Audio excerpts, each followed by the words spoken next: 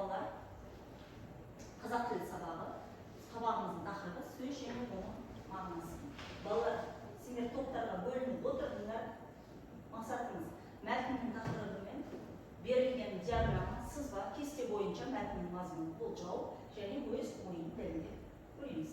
Балалар, сөз неден құралады? Сөз дыбыстан құралады. Жарайсың, кеттік. Тексереміз.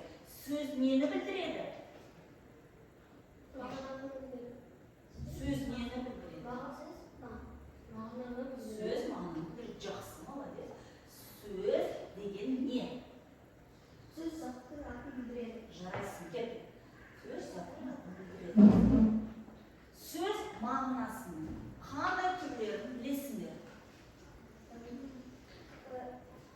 Мағыналары қарама-қарсы. Жуық сөздер бар екен. Жазуы, айтуы бірдей, бірақ мағынаны әртүрлі.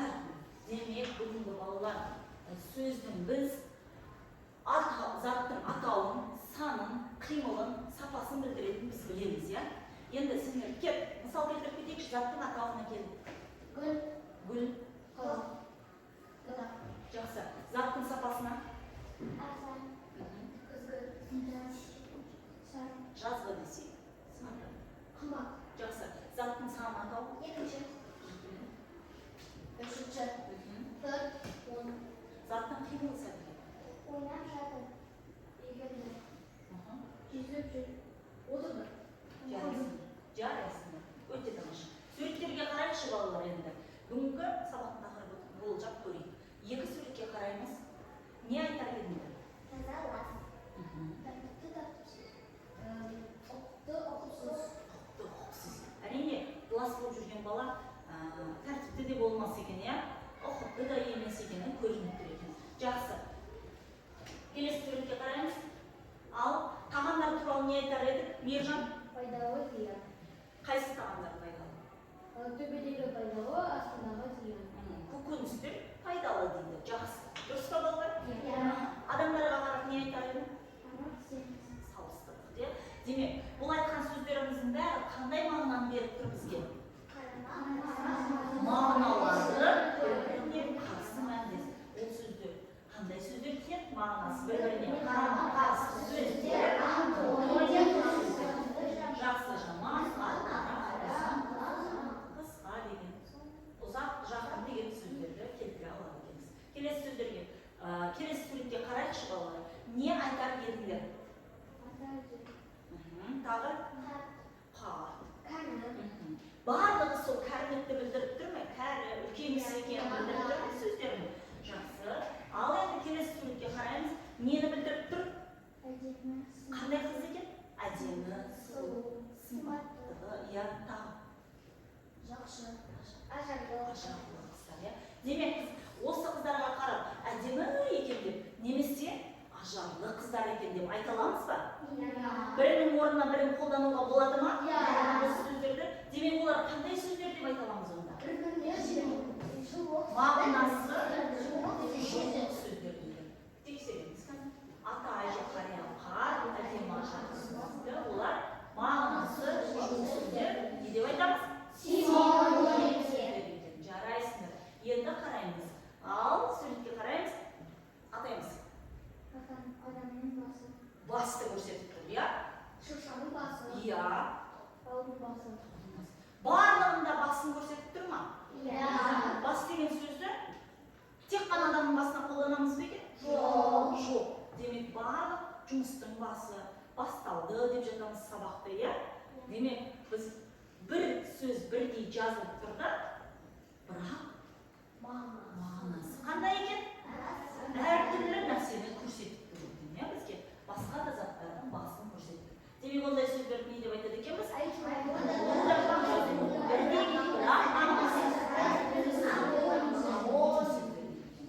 Жақсы, біз ережені шығарып отырмыз, балалар. Мағынасы бір-біріне қарама-қарсы сөздер антонимдер, мағынасы жуық сөздер синонимдер, айтылуда жазылуда бірдей сөздерді аноним, мағынасы бірақ әртүрлі сөздерді айтады екенбіз, иә? Демек, балалар, қараймыз. Бұл зат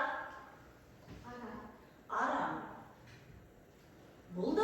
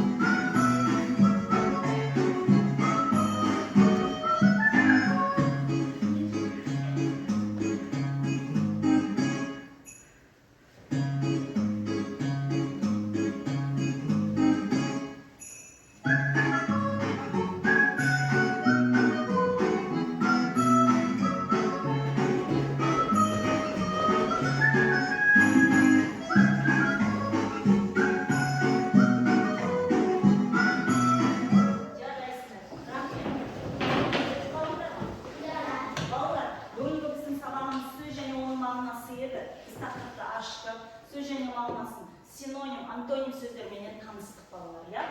Endişe erejeni оқимыз. Санжар баста. Синоним. Сөздердің мағыналары бір-біріне жоқ. Бір сөздеріне қатысты дыбысталу әртүрлі. Айбек пен Нұржан жолықты, кездесті, ұшырасты. Ай сөздер синоним. Жолықты, кездесті, ұшырасты. Бірінің орнына Бірдің қолдануға болады. сөздердің мағыналары Амоним. әртүрлі. Амоним. Сөздердің мағыналары әртүрлі. Жазылуы бірдей.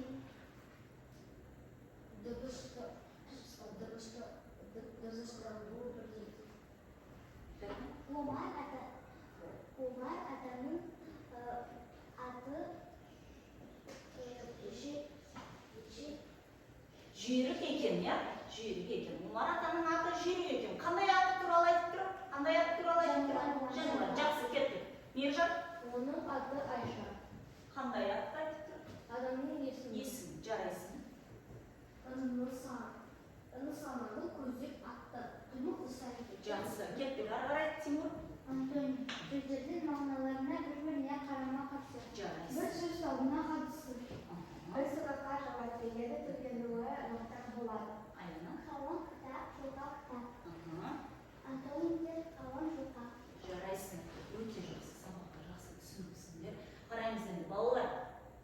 Вен диаграммасы бойынша мағынасы бір-біріне жуық сөздер және мағынасы қарама-қарсы сөздердің ұқсастығы. Олар синоним, антоним еді, я балалар.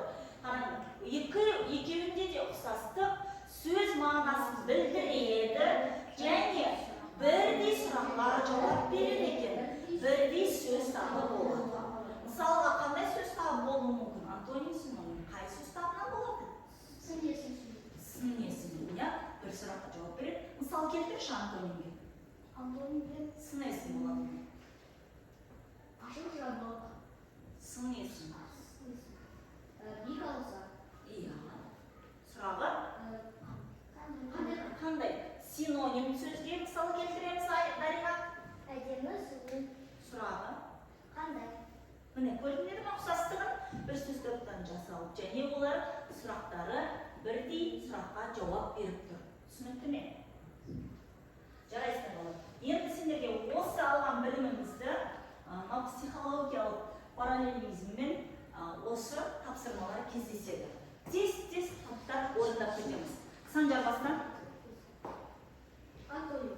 мысал келтір. Кеңтар. Жақсы, ары қарай. Амоним.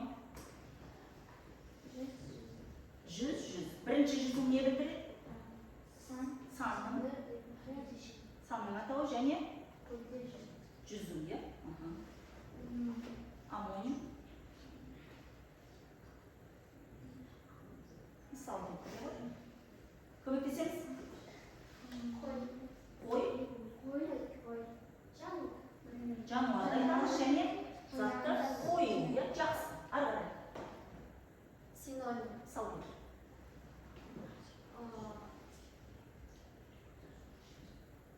Батыр, ержүрек. Және қаһарман деп бөлінеді. Аяна. Кездесеміз? Антоним. Жаман, жақсы. Жақсы, кеттік. Ары қарай. Тез. Амандасу бер.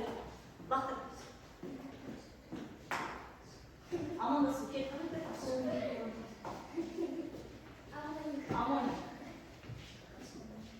Алма. Жақсы.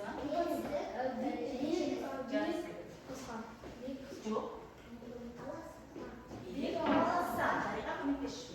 Жарайсыңдар балалар. Ендігі тапсырма үшінші жаттығу суреттегі тірек сөздерді пайдалана отырып, біз 2-3 сөйлем. Бірінші топқа мына сөздерменен 2 сөйлем құрау, мына сөздермен екінші топ 2 сөйлем. Тез топтар, ауызша орындаймыз, топтар.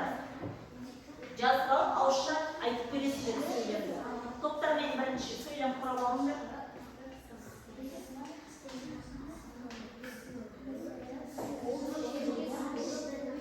Болды, тоқтады. Дариға, топ басшысы. Түскі асқа тәтті тоқаш пен ащы салат жасады. Жақсы. Қою сұйық. Біз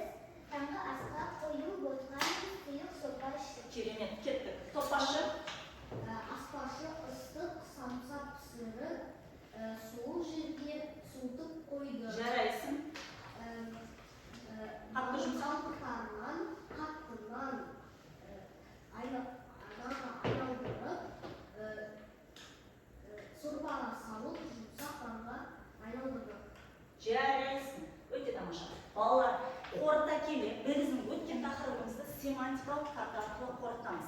Мен сендерге қазір сөздерді оқимын, сендер тез-тез әр топтан кезектесіп, кезек синоним ба, антоним ба, амоним ба, тез синоним, антоним, амоним деп айтып өтеміз. Кеттік. Түзу қисық. Антоним. Сұлу әдемі. Синоним.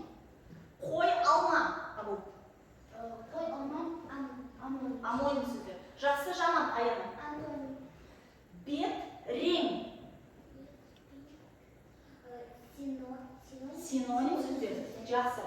Ара, бас. Амоним сөздер. Тамаша. Бүгінгі сабаққа түсіндіңдер ме?